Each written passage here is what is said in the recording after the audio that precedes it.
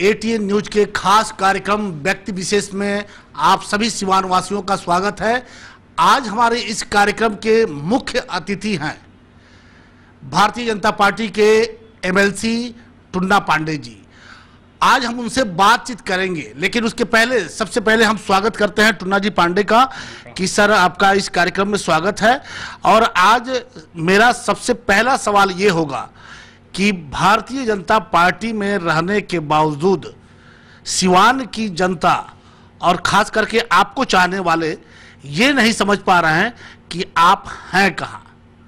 देखिए, हम भारतीय जनता पार्टी में हैं और भारतीय जनता पार्टी में थे। हम अभी भारतीय जनता पार्टी में ही हम एमएलसी हैं। लेकिन कई लोगों का, पार्टी के ही कई लोगों का कहना है कि नहीं, टुन्ना जी पांडे नहीं हैं। और यह पुष्टि तब हो जाती है कि कई कार्यक्रमों में आप नहीं मिलते। जी नहीं, देखिए ये तो गलत बात है। हमको हर कार्यक्रम में पार्टी के लोग बुलाते हैं। जिला अध्यक्ष महोदय हमेशा बुलाते हैं, पटना से भी हमेशा आती है। हम कि अपनी व्यस्तता के चलते किसी कार्यक्रम में जाते हैं, किसी में नहीं जा पाते हैं। मानिए अभी अध्यक्ष महोदय के दरवाजे पर अभी कार्यक्रम हुआ था, अभी 10-15 दिन पहले हमको बुलाया गया था। अभी फिर इधर उपवास में हमको बुलाया गया था। तो हर कार्यक्रम में बुलाया जाता है, हमको ऐसी बात नहीं है। एक भी कार्यक्रम ऐसा नहीं है कि इस कार्यक्रम में हमको न बुलाया गया हो। लेकिन जितनी सक्रियता पिछले एक दशक से, जब से आप बीजेपी में आए थे, जितनी सक्रियता उस समय दिखाई दी थी, इधर के कुछ दिनों में वो बहुत कम दिखाई दे रही। नहीं, ऐसी बात नहीं है, ऐसी बात नहीं। हमको जब जब खोजा गया हम तब आए हुए हैं और हमेशा सक्रिय रहते हैं, क्षेत्र में सक्रिय रहते हैं। वो चाहे बीजेपी के मार्फत हो, पार्टी का एक ही मकसद होता है जनता से जुड़े रहना, और हमेशा जनता से जुड़े रहते हैं। आप क्षेत्र में कहीं पता लगा सकते हैं, घूम सकते हैं कि हर जनता से हम हमेशा जुड़े रहते हैं। पार्टी का एक ही मकसद है कि आप जनता से जुड़े रहिए। टुन्ना जी, आने वाले कुछ दिनों में, मतलब कुछ महीनों में, अगले साल लोकसभा का चुनाव भी संभव है, और उसके लेकर के लभी से जो चुनावी बिसाते होती हैं वो बिछड़ी तैयार हो गई हैं। आपको क्या लगता है इस बार सिवान का, खास कर सिवान का मुद्दा क्या होगा? सिवान का आतंक या सिवान का विकास? देखिए, मुद्दा तो सिवान का विकास का ही होगा। आतंक का मुद्दा तो बुजदिल लोग बनाते हैं, बना रहे हैं हमेशा, क्योंकि सिवान की जनता को लोग पिछले 8-10 बरस से हमेशा यही मूर्ख बनाकर ठगते आ गए हैं। विकास करना नहीं है, और सिर्फ आतंक का नाम लेते हुए आप हमसे बताइए कि जब ये लोग नाम लेता है आतंक, जिस टाइम बहुत आतंक था उस टाइम सिवान में अपराध का आप ग्राफ निकाल लीजिए, और जब से वो नहीं है तब से सिवान का आतंक का ग्राफ निकाल लीजिए, उसमें क्या कमी हुई है हमको समझ में नहीं आता है। ये झूठों का आतंक की बात करता है लोग। विकास ही मुद्दा रहेगा और विकास ही मुद्दा था। आपको क्या लगता है कि पिछले 10 साल से आप ही के पार्टी के सांसद ओम प्रकाश यादव हैं इस सिवान में, और सिवान के आतंक की मुक्ति के नाम पर वो आए थे, उनको जनता ने चुना था। क्या वाकई सिवान आतंक से मुक्त हो चुका है? जैसे अभी कुछ दिन पहले उनसे बात हुई थी हमारी, उन्होंने स्पष्ट शब्दों में कहा कि आज भी सिवान में आतंक जिंदा है और आतंक के मुद्दे पे ही चुनाव लड़ा जाएगा। ये तो उनका अपना तकिया कलाम है। वो हमेशा उनको तो लगेगा कि आतंक ही है ही सिवान में। ये तो उनको सोचना चाहिए ना। उन्होंने, सिवान की जनता उनको इसीलिए चुनाव जिताई थी कि हम सिवान को अपराध मुक्त कर देंगे, आतंक मुक्त कर देंगे। उन्होंने आज तक नहीं किया। वो स्वयं नहीं चाहते हैं कि सिवान अपराध मुक्त हो, आतंक मुक्त हो। अगर वो चाहते ही नहीं है, क्यों, अगर चाहते तो मुक्त हो गया रहता ना। वो तो उनको सोचना चाहिए कि हम उसी नाम पर वोट लेकर 2-2 बार आए। और जहां तक रह गई, पिछले बार वो निर्दलीय आए थे, भारतीय जनता पार्टी की तरफ नहीं आए थे। उसके पहले वो राजद में थे, कांग्रेस में थे। उसके बाद से वो जदयू में भी रहे। जदयू के बाद निर्दलीय चुनाव लड़े, निर्दलीय के बाद फिर बीजेपी से चुनाव लड़े। वो एक पार्टी का थोड़ी रहे। अभी है बीजेपी से, है अपना, वो आतंक पर ही वो चुनाव लड़ेंगे, तो फेक बात है। उनको, उनकी मन में यही मनसा रहती है हमेशा, आतंक, लोगों को डरवा धमका कर, बुर्बक बना करके, प्रलोभन दे करके। मतलब कि आप भी मानते हैं कि कहीं ना कहीं आतंक का भय दिखाकर, सिवान के सच्चाई से नहीं, सिर्फ आतंक का भय दिखा करके सत्ता की संसद तक पहुंचना चाहते हैं। देखिए, उनकी हर बार का यही मंशा है। देखिए, व्यक्तिगत तौर पर हम पार्टी की तरफ से नहीं बोल रहे हैं, हम व्यक्तिगत अनुभव और व्यक्तिगत तौर पे बात बोलते हैं कि जैसे हम लोग में होता है ना, कि जैसे हिंदू वर्ग में, चाहे हर लोग में, जो आदमी डरने लगता है, कभी कहीं बाहर जाता है, डर लगता है, तो लोग हनुमान चालीसा बाँचने लगता है, जय हनुमान ज्ञान गुण सागर। आप देखते हैं ना, अक्सर आप भी बाँचते रहते हैं। सेम हमारे सांसद महोदय का यही आदत है। जब जब उनको लगता है कि हमारा ग्राफ खत्म हो गया, हमने तो विकास कुछ किया नहीं, अपने जिला का पैसा हमने दूसरे जिला में ले जाकर विकास कर दिया, अपने जिला में हम विकास किए नहीं, किस मुद्दा पर वोट मांगेंगे लोग से? तो जब उनको अपना ये एक समस्या आई हुई है। पिछले दिनों अखबारों के माध्यम से लोगों ने जाना कि सिवान में तो कोई काम अभी कहीं कोई दिखाई नहीं दिया। कुछ सोलर वगैरह का मामला आया था कि कुछ सोलर कहीं लगा, लेकिन सिवान में कोई चीज दिखाई नहीं दिया। और लोग, सिवान की जनता, खास करके सोशल मीडिया पे तो बहुत कुछ बातें आ गई और लोगों ने ये तक पूछ दिया कि क्या वर्तमान सांसद गोपालगंज से चुनाव लड़ेंगे क्या, कि सिवान में विकास का, सिवान का फंड गोपालगंज में खर्चा हो रहा है। जिन लोगों ने आरोप लगाया उन लोगों ने कहा कि ये कमीशन का मामला है। आपको क्या लगता है? देखिए, अभी हम जहां जिस मुद्दा पर पहले थे कि जैसे बजरंग बली लोग कहने लगता है, उसी तरह हमारे सांसद महोदय का जब उनका ग्राफ गिरता है वो साहबुद्दीन साहब रटना चालू कर देते हैं कि जनता डर करके, अभी तो साहबुद्दीन साहब तिहाड़ जेल में है ना, वो तो सिवान में है नहीं, अब तो विकास उनको करना चाहिए। उन्होंने विकास करने से कब रोका? वो अपने पीरियड में विकास किए। अभी आप जो फंड की बात कर रहे हैं, उन्होंने फंड दिया दूसरे जिला में, तो सुन करके मैंने अपने आप में हमारे पार्टी को भी बड़ी नेता को सोचना चाहिए, और नेता लोग हम मांग भी करेंगे कि भाई अगर ये तो रहेंगे तो हमारी पार्टी की भी मांग अथी गिरा देंगे कम से कम यहाँ का। टुन्ना बाबू, बहुत बड़ी बात हो रही है। भाजपा के एमएलसी का ये बयान कि भय दिखा करके उनका सांसद पार्टी लेवल से हट के आप जा रहे हैं। देखिए, पार्टी ये बात नहीं कहती है कि आप किसी को भय दिखाइए, लेकिन वो भय दिखा रहे हैं, इसलिए उनका विरोध में आवाज उठाना हमारी मजबूरी है। उससे हमारी पार्टी का भी ग्राफ गिरेगा। वो जो गलत कर रहे हैं, यहाँ का पैसा आप दूसरे जिला में ले जाकर दे दीजिए। पार्टी हमारी कही थी क्या? बीजेपी कही है क्या? बीजेपी के कोई नेता सकारेंगे? वहां भी सांसद तो वहां इन्होंने हमारे जिला का पैसा दूसरे जिला में दे दिया। ये गंभीर मुद्दा है। वोट इन्होंने लिया हमारे जिला के लोगों से, हमारे बीजेपी के कार्यकर्ताओं ने वोट मांगा, बीजेपी के कार्यकर्ताओं ने उनको वोट दिया और फंड दिए दूसरे जिला में। जबकि वहां भी उनसे पूछा गया तो उनका एक ही जवाब था कि हमने पार्टी कार्यकर्ता को वहां दिया। तो सिवान में भी पार्टी कार्यकर्ता है, आपने सिवान के पार्टी कार्यकर्ता को क्यों नहीं दिया? उनसे पूछा गया तो उन्होंने जवाब दिया। हमने पढ़ा सोशल मीडिया पर कि साहबुद्दीन साहब ने 2 साल का फंड अपने इंजीनियरिंग कॉलेज में लगाया, कोई उनसे नहीं पूछा। इस जवाब का कोई पैर नहीं है। साहबुद्दीन साहब ने 2 साल का अपने अगर इंजीनियरिंग कॉलेज में लगाया तो इंजीनियरिंग कॉलेज सिवान जिला में है, और उस इंजीनियरिंग कॉलेज में हर वर्ग के बच्चे पढ़ते हैं। साहबुद्दीन साहब के घर के खाली बच्चे नहीं पढ़ते हैं। अरे उस पैसा से आप अपने घर का रोड बनवा दिए रहते, अपने गांव में ही कोई अच्छे विद्यालय खोल दिए रहते, अब 2 इंजीनियरिंग कॉलेज खोल दीजिए। और साहबुद्दीन साहब को डर दिखा रहे हैं, तो हम क्या समझें? साहबुद्दीन साहब तो तिहाड़ जेल में है, तो साहबुद्दीन साहब अगर गलत किए, आपको कहना है कि उन्होंने 2 साल का फंड स्कूल में दिया इसीलिए हमने गोपालगंज दे दिया, तो साहबुद्दीन साहब गोपालगंज तिहाड़ जेल में है, तो हम क्या समझे? हमारे सांसद तिहाड़ जाने की तैयारी है क्या? अब उनका वो भी तिहाड़ जाएंगे क्या? अब साहबुद्दीन साहब का बार बार नाम क्यों लेकर के चुनाव लड़ना चाहते हैं? वो क्यों डर दिखाते हैं हमारे यहाँ सीवान की जनता को? हम पहले सीवान की जनता के साथ हैं। एक सवाल मैं आपसे कहना चाहता हूं कि क्या सिवान में आतंक है? बहुत सिंपल जवाब दीजिएगा। क्या सिवान में आतंक है जिसके भय को दिखा करके फिर संसद तक जाने की लोग तैयारी कर रहे हैं? आप देखिए, अपराध हर जगह है, वो तो ग्राफ आपको बताएगा सर, ठीक, वो तो ग्राफ बताएगा। ग्राफ उठाकर देख लीजिए कि सिवान में अपराध है, पहले भी था और आज भी है। कुछ लोग ऐसे हैं जो अपराध को खत्म नहीं होना देना चाहते हैं। अपराध खत्म हो जाएगी, उनकी राजनीतिक रोटी बंद हो जाएगी। तो इसमें तो ये जांच की विषय है, इसमें तो हम क्या कहेंगे? तो आपको फिगर एक गंभीर सवाल और है। 2014 का चुनाव आपको याद होगा, लोकसभा का, और उस समय वर्तमान में जो आपके जिलाध्यक्ष हैं मनोज कुमार सिंह जी, उस समय वो भी प्रत्याशी थे। प्रत्याशी की जो लाइन थी उसमें वो भी थे। और जब ओम प्रकाश यादव जी को टिकट मिला और मनोज सिंह का टिकट कट गया, तो मनोज सिंह ने बड़ा गंभीर आरोप लगाया था कि करोड़ों रुपए खर्च करके ये टिकट लिया गया है। क्या ये खेल अब भी संभव है? देखिए, इस पर तो हम कुछ टिप्पणी नहीं करना चाहेंगे, क्योंकि उस टाइम हम नेता थे भी नहीं, हम एक आम आदमी थे। हमको आशा नहीं है कि ये सब काम कभी हुआ होगा। इस हम के में कुछ कहना उचित नहीं होगा, क्योंकि हम नेता थे ही नहीं ना, हम उस टाइम राजनीति में थे सर। 2014 में हम राजनीति में हुई थी। अब तो है ना, लगभग बहुत सारे देख रहे हैं आप, राजनीति को समझ रहे हैं, राजनीति को बहुत करीब से देख रहे हैं। क्या यह संभव है कि पैसे के बल पे कोई टिकट लेके आ सकता है? नहीं, देखिए, टिकट मिलेगा उसी आदमी को जो विकास किया होगा और जो विकास करेगा। लगेगा पार्टी को कि इसमें विकास करने की ललक है, अपराध बढ़ाने की ललक नहीं है, ठीक है ना, तो उसी व्यक्ति को टिकट मिलेगा। हमको जहां तक अनुभव है, बाकी पार्टी के बड़े नेता हैं, उन लोगों के विषय में हम कहें पार्टी की टिकट की बात हम करें, ये तो हमको शोभा नहीं देगा सर। हमारे कार्य क्षेत्र से बड़ी कोसों दूर है, हम पार्टी के छोटे कार्यकर्ता हैं, लेकिन ऐसा संभव दूर दूर तक हमारे नजर में नहीं है सर। अब आगे भगवान जाने, लेकिन ऐसा पार्टी में ना कभी हुआ होगा न होगा। भारतीय जनता पार्टी एकदम संस्कारी पार्टी है, इसमें कहीं दो राय नहीं है।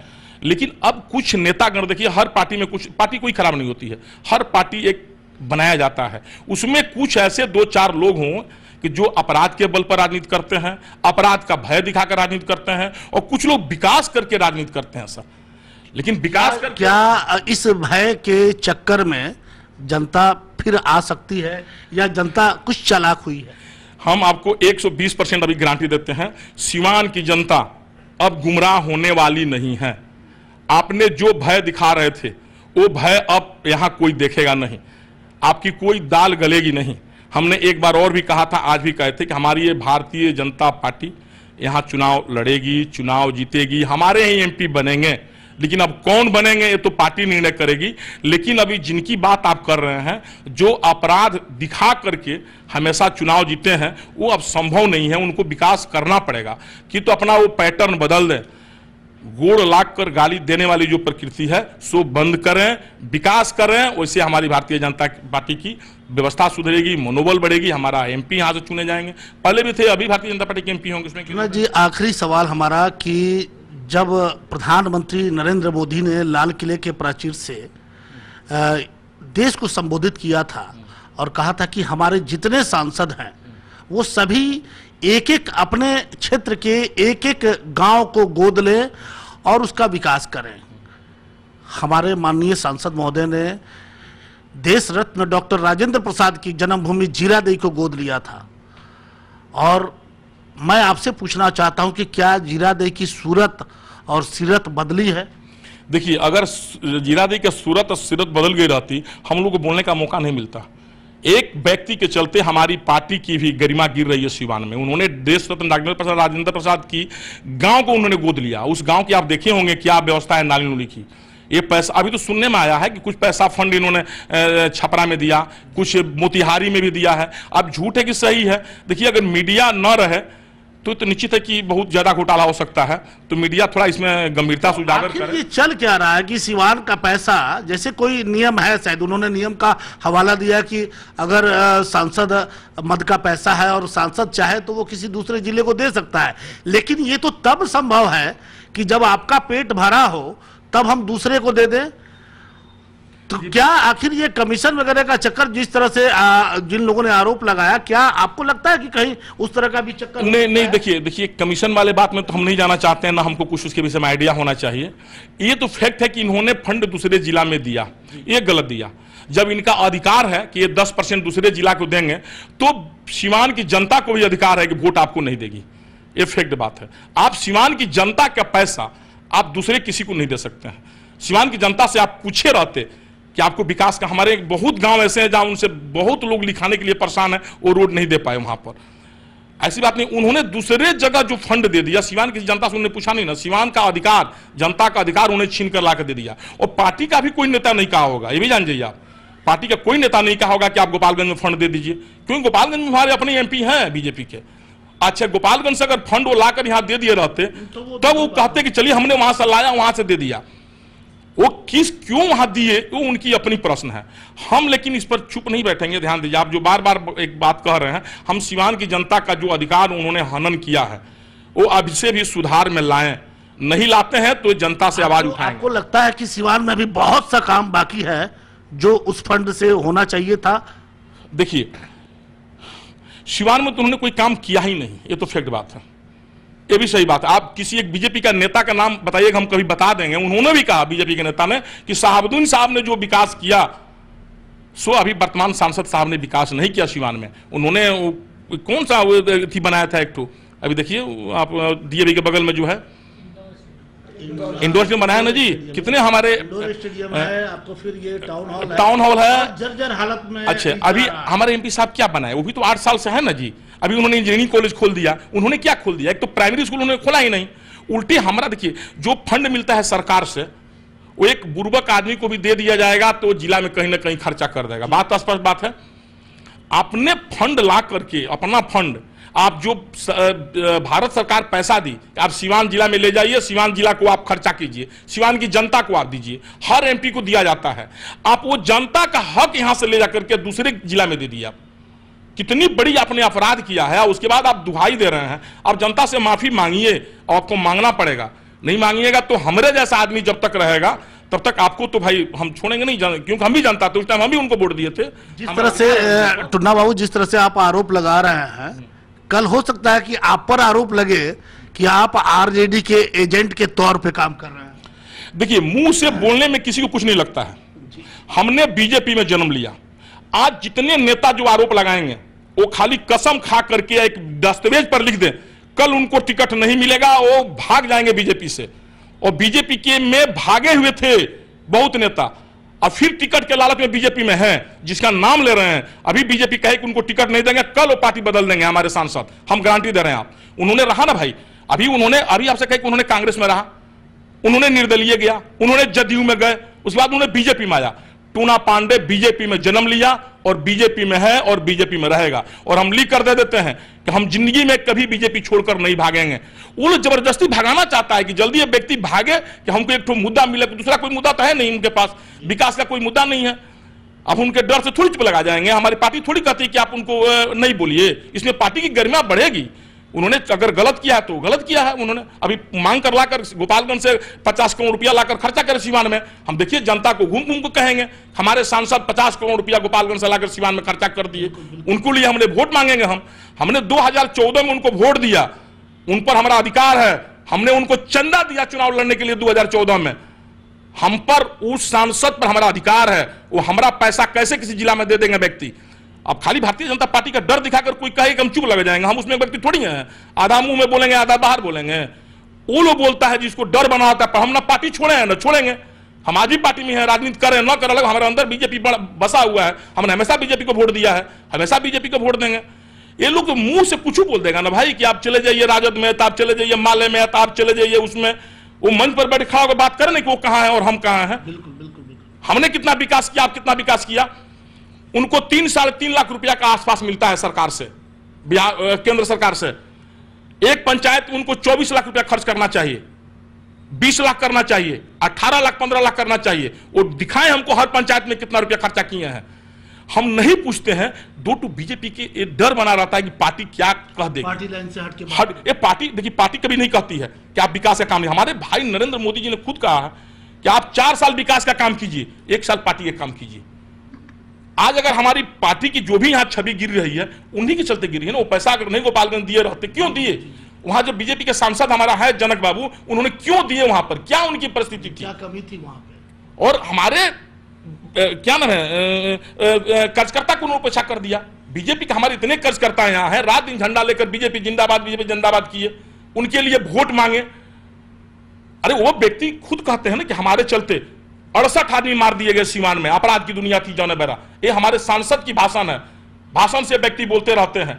उन्होंने 68 आदमी के परिवार के लिए क्या किया हमको बता दीजिए अपना। उल्टे यहाँ का पैसा दूसरी जगह लेकर दे दिया उन्होंने, और फिर क्षेत्र में घूमकर लोग गोड़ छू करके, उनको पता है अगर बीजेपी से टिकट नहीं मिलेगा किसी और पार्टी में चले जाएंगे, किसी और पार्टी का दामन थाम लेंगे। उस नेता का क्या भरोसा है जो यहाँ रहेगा कल से वहां भाग जाएगा। मतलब कि ये आप अच्छी तरीका से समझ रहे हैं कि अगर पार्टी ने टिकट नहीं दिया तो कोई और दरवाजा खटखटा सकते हैं। 120% लिख कर दे देंगे, या वो सब नेता लिख कर पार्टी में दें जितने यहाँ के बड़के नेता लोग अपने को बनते हैं, जो हमको कहते हैं कि राजद में भाग जाएंगे। अरे वो सब खुद भागाना चाहता है हमको कि जल्दी छोड़कर भागें। उनके दिमाग में है हम भागने के लिए तैयार नहीं, ताकि उनका रास्ता क्लियर हो। अरे उनका रास्ता क्लियर कहां होगा? जब तक हम रहेंगे उनको रास्ता क्लियर, उनको विकास करना पड़ेगा तब उनका रास्ता क्लियर होगा। हमारे उनको हटा देने से, हमको पार्टी से हटा देने से उनका रास्ता क्लियर नहीं होगा। वो अपने स्वभाव बदल दे, विकास करें, सब बदल। लग रहा है कि शायद लोकसभा की तैयारी आपकी भी चल रही है। अभी आप देख लीजिए हमारे पूरे खानदान में सर, न कोई मुखिया, न एमएलए, कोई कुछ नहीं बना था आज तक। 9 वार्डों को चुनाव नहीं लड़ा था, हम लोग को राजनीति पता नहीं था, इसीलिए हम साफ दिल से अभी हैं, बात स्पष्ट है। हम भी वो लोग नहीं रसी गए रहते ना तो मुंह में राम बगल में छुड़ी जैसे बात करते हैं आपको। बस हमारे पास कोई नेतागिरी की तैयारी नहीं है सर। हमने पहला चुनाव भी लड़ा तो हमको लोग बुलाया, पता लगाइएगा सर टेलीफोन करके कि आप चुनाव लड़िए, हमने चुनाव लड़ा सर, पहलका भी जीत गया, दूसरका भी जीता, हमने किसी तैयारी से नहीं जीता सर। हमको सीवान की जनता की बात को एकदम खुले दिल से रखना है। हमको जनता से राजनीति नहीं करनी है सर, बात स्पष्ट बात है। हमको जनता से राजनीति नहीं करनी है, राजनीतिक दल से राजनीति करना है, ये अलग बात है सर। तो हम जनता से क्यों राजनीति करेंगे? हमको अभी कहीं कोई तैयारी नहीं है। हम तो एमएलसी हैं, हमारी 2021 तक का भी हमारे एमएलसी का पोस्ट है। हमको ना, हम अभी कह रहे हैं ना कि हम सिर्फ जनता के लिए लड़ेंगे, हमको ना कोई एमपी के चुनाव लड़ना है। हम एक पैड पर लिखने के लिए तैयार हैं। अगर पार्टी आपको इसके काबिल समझती है कि टुन्ना पांडे जी 2019 का चुनाव लड़ेंगे, तो क्या होगा? आप लड़ेंगे चुनाव? हाँ, हम पार्टी से हाथ जोड़कर निवेदन कर देंगे लिखित रूप में कि हमसे भी सीनियर लीडर सिवान में पार्टी में हैं। सर, सारे लोग को बुलाकर पूछ लिया जाए जो हमसे सीनियर लीडर हैं, क्योंकि हम तो अभी छोटे लीडर हैं। हम छोटे मुंह बड़ी बात क्यों कर दें सर? अच्छी बात नहीं है ना। हमसे सीनियर लीडर लोग हैं सिवान में, बीजेपी के हैं, जो बीजेपी के लिए समर्पित हैं। पार्टी मतलब जो पार्टी का आदेश होगा वो सर हम पार्टी से कहेंगे, पहले उनको आप पूछिए, वो चुनाव लड़े, हम लोग उनके साथ रहेंगे। हमारे अगर वर्तमान एमपी का क्रियाकलाप सुधर गया, लगा कि पब्लिक इनको रिस्पॉन्स नहीं लगी, तो इनके साथ भी हम रहेंगे। वो तो पार्टी की फरमान है। अगर पार्टी कहेगी नहीं आपको रहना ही है, तो हमारी मजबूरी है, हम रहेंगे। पार्टी का आदेश होगा तो उसका आदेश के वलना कैसे कर सकते हैं हम?